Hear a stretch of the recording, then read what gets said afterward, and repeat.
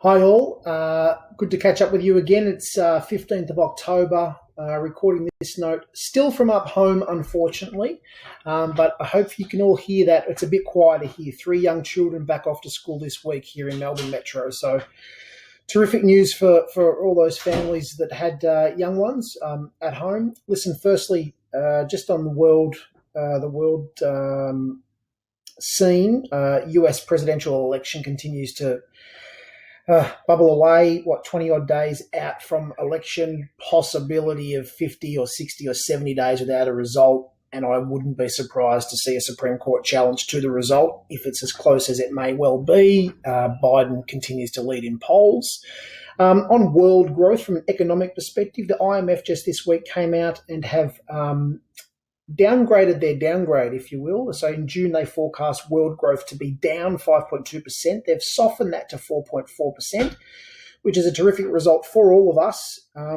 Amazingly, China, the largest of the major economies in the world, is expected to still post, believe it or not, positive growth this year.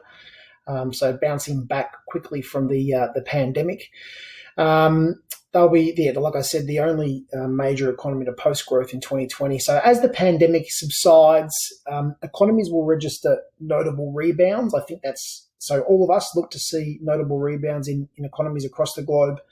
Don't confuse that with pre-COVID levels. That will obviously be some time. And I think there will be a debt overhang. There is a debt overhang here in Australia. So just as an aside, so to give you further context and compare the Australian economy with the US economy, as I often do, US debt to GDP ratio at 120% as of now, give or take a couple of rounding percentage points. Australia at 40%, so debt to GDP, debt percentage of GDP.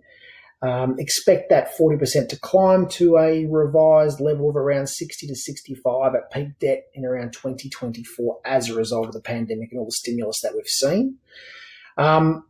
Particularly here on Australia, we've had our federal budget. I think it was pretty well received. I think there was probably a fair bit of sentiment that it's agreed that we can only come out of it with growth, clearly articulated growth plan, not just cost reductions. I think that the budget was probably on cost reductions and focusing on the prevention of joblessness with stimulus growth. So, but growth being the key. So creation of jobs, not just straight out stimulus, but still a positive result for many of us.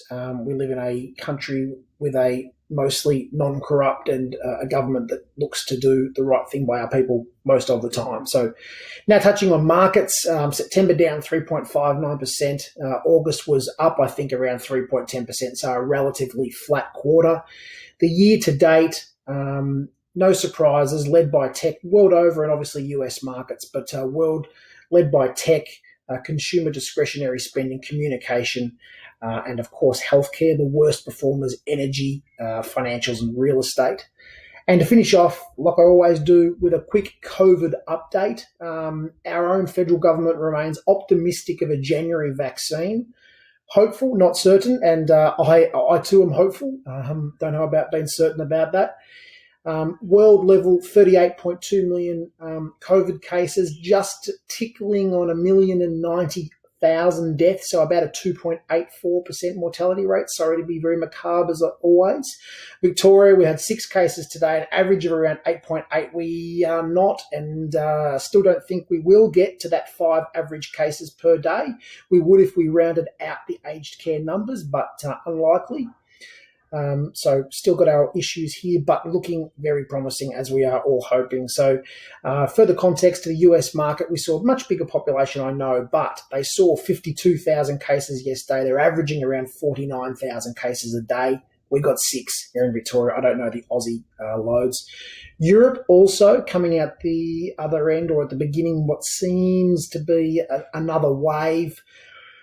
152 cases per million puts them above the US, 150 cases per million. So they continue to grow there with some worrying numbers coming out of particularly the UK. So listen, I'm touching on 5 minutes now. I think I've gone too long. As always, any questions, send them through to me. I'll speak to all of you, I'm sure, over the coming days, weeks. I'm here in need. Stay well, everyone. I can't wait to see you all.